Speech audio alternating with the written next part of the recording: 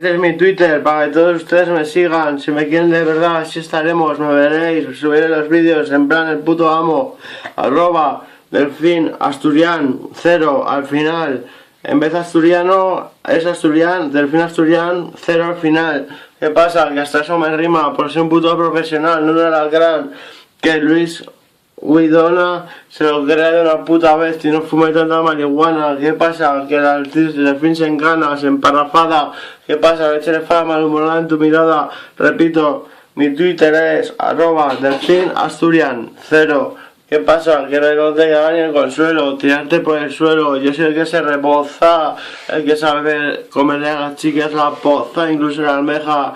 El Mendas aún no ha recibido por ninguna queja. Es más, el orgasmo conseguirán. Es extasioso, algo fantástico. Os aconsejo no os lo hagáis, chavales, es mala vida.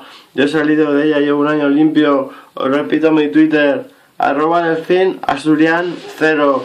Ahí estoy yo con un puto trofeo. Soy el negro que más quiere Morfeo.